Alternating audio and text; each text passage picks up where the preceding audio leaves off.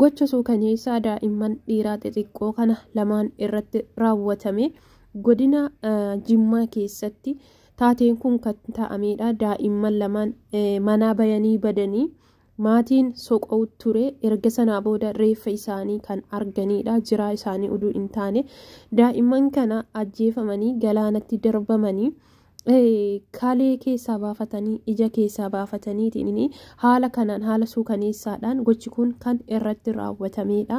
Haati isaanii ammootu naasuu kanarraa hafuu dadhabuudhaan isiinillee lubbuu ofii dabarsitee jirti jedhu.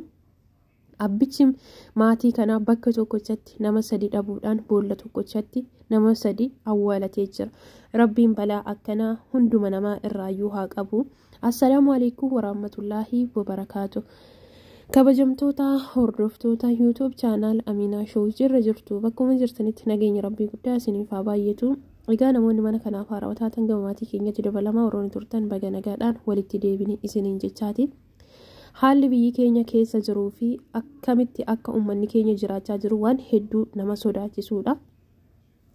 Uummanni keenya qaama hin beekamneen kan miidhamaa jiru. Biyya keenya keessatti wantoonni miidhaan namarraan gahaa jiruun kan beeknu keessaa tokko sababa siyaasaatiin namoonni mana ukkaanfamaatii kan fuudhamaa jiranidha. Namoota gurguddaadha kunillee gochoonni akkanaa gochoonni suukaneessaan kun kan irratti raawwatamaa jiru namoota gurguddaadha jechuudha. Amma garuu daa'immaniin eegalee jira.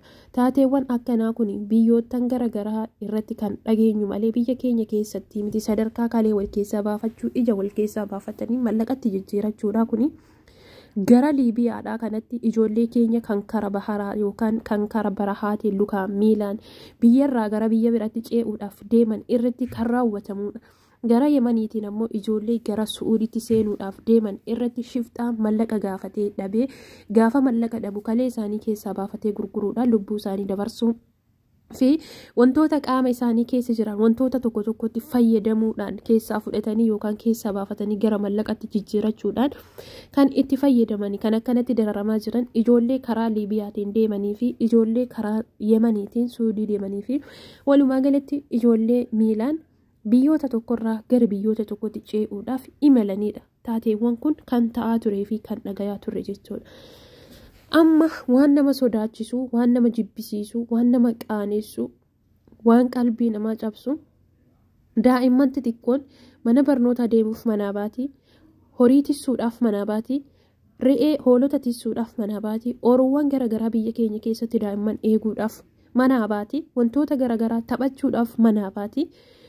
Yoo daa'imman kan keessi biraa nagayaan manaa gadi bayanii deebi'uu isaanii ati dhabdu haala suukaneessaadhaan lubbuun isaanii akkanatti darbee ka'ee gaafa ati argitu maaltu sitti dhaga'ama? Biyyi keenya garam deemutti jira ka jedhu hedduu tokko nama yaachisas hedduu tokko nama sodaachisa. Warroonni ijoollee qabanii ijoollee ofii horii caalaa eeggachuun amma dhugaa dubbachuudha biyyi keenya daraan badaa deemaa jira. Liibiyaa ta'uudhaaf deemaa jira. Sooriyaa ta'uudhaaf deemaa jira. Biyyi keenya badee jira. Hooggansi seeraa biyya keenya keessatti humnoota hin beekamneen uummanni dhumachaa jira, miidhamaa jira. Hooggansi seeraa kan uummatootaa fi shiftoota kana irratti yakka fudhatu, hattoota akkanaa irratti yakka fudhatu hin jiru jechuudha. Biyya keenya keessatti warroonni yakkamaa ta'eeti qaama seeraa jala ooleeti mirgi isaanii sarbamee hanni isaanii dhokatamee lubbuun isaanii qisaasa'ee qabeenyi isaanii qisaasa'ee dhumatee rakkataa jiru ummatoota nagayaati jechuudha. Garuu faallaa saniin ammootu yakkamtoonni ka lubbuu namaa baasaa jiran ka qabeenya namaa irratti miidhaa geessaa jiranii nagayaan jiraachaa jiranii jechuudha. Badii isaanii akkatti fuufanitti ta'anii haga feena yoo miidhamne haga feena yoo waan jalaa badanii qaama seeraa kan nu gaafatu tokko hin qabnu jechuudha. Miidhaa kan keessirra gahee qaama seeraa tokkotti hidhattee iyyannaa yoo galfattu dhugaa uduu qabdu haqa uduu qabdu ragaa uduu qabdu mallaqa nyaachiftee yoo atin jedhin musinnaa yoo hin kennineefi simaa miidhamtuu dhugaa fi haqa qabdu tana fuudhanii hidhatti darbanii abbicha mallaqaa bilisa godhanii yookaan immoo isaa dhugaa kennan. Haalli biyyi keenyatti jiruun kana jechuudha. Seerri namni sodaatu biyya keenya keessatti waan hin jirreef daa'imman manaa gabbaatee yoo jette akka hoolatti bosonatti galchanii qalaa jiran goorra'anii itti taphachaa jiran jechuudha akka fedhan godhaniitiin. Kaan ammoo qabanii ukkaamsanii mallaqa gaafachaa jiran haga barbaadan irratti jechuudha. Wantoota akkanaa gochoota suukaneessaa akkanaa kana kan argaa turre kan dhagayaa turre nuti biyyootan biraatitti malee biyya keenya keessatti miti. Garuu wanti kun deemee biyya keenya illee eegalee jirallee seenee jirallee jechuudha. Wantoonni gochoota akkanaa biyyoota biraa irratti karaawwachiisaa jiru uummatuma biyya keenya dallaalotuma biyya keenya keessaa ijoollee sobee baasaa jirudha jechuudha. Maaliidhaafuu jennaan ijoollee sobanii biyyaa baasanii gaafa mallaqa maatiin galchuu dide gaafa ijoolleen harka isaanii seentee qabamte mallaqa ijoollee sanirraa yoo dhaban fakkeenya kalee keessaa baafatanii kalee isaanii gurgurachaa jiran. Haati taateen biyya namaatitti dalagaa jiran sun hojiin biyya namaatitti hojjetaa jiran suni adda biyya keessatti deebanii ijoollee isaanii ilmaan isaanii biyya isaanii irratti hojjechuu eegalanii jiran. Wallaahi rabbiin nu haa eegu, rabbiin ijoollee keenyallee haa eegu. Biyya ufiitii fi haadha ufii irraa garridha kan takkallee hin jiru. Haatiif bishaan battii hin qabdu akkuma jedhan biyyi faatillee battii hin qabdu. Garri jibbinees haga feene waan feene jennee biyya keenya irraa garri dhandhu tokko hin jiru jechuudha. Amma feene biyya namaarra yoo naannoofne deemnee biyya keenyatti galuun keenya waan hin oolle jechuudha. Jiraan keenya yoo galuu dhabees du'aan keenya galuu waan hin oolle. Biyya ofii wanti namaa gahu hin jiru. Garuu gaafa biyyi kan kee nagaya hin qabne bakka feeteef akka feeteetti nagayaan gammaddee jiraachuun baay'ee sitti ulfaata jechuudha. Aga feetetu nagaya qabaatte maatiin kan kee pirezidantiin guddaan biyya sana keessa jira waan ta'eef gammaddee jiraachuun nagaya argattee jiraachuun fayyaa qabaattee jiraachuun baay'ee tokko dhiphaadha yookaan haala yaaddessaa keessa jiraata aga fedhe jiruun sii tole. Rabbiin haadha abbaa maatii ijoollee kana dhabee jajjabina haa kennu. Haati sun ammootu ijoollee isii faana luftee jirti. Ijoollee keessan eeggadhaa. Amantanii ollatti hin dhiifatina. Amantanii hiriyyatti hin dhiifatina. Yeroon keessa jirru yeroo namni tiyyaan na baasii fi mallaqaa qofa ta'ee jira. Jaalalli mallaqaa fedhiin mallaqa qabaachuu fi argachuudha lubbuu namaa lubbuu simbiraa gootee jirti jechuudha. Lubbuun namaa kabajaa dhabdee jirti jechuudha. Kana kan taasisaa jiru waan biraatii miti. Mallaqa duwwaadha. Namni mallaqaaf jecha wanti godhaa hin jirre hin jiru.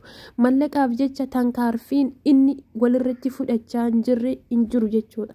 Biyya namaatii fi biyya keenya keessatti illee sababni lubbuun keenya qilleensa irratti dabaraa jirtuuf lubbuun namoota hedduu gaaga'ama cimaa keessa jirtuuf sababa mallaqaa qofa waan biraa miti jechuudha. Namni kan wal fixaa jiru mallaqaaf.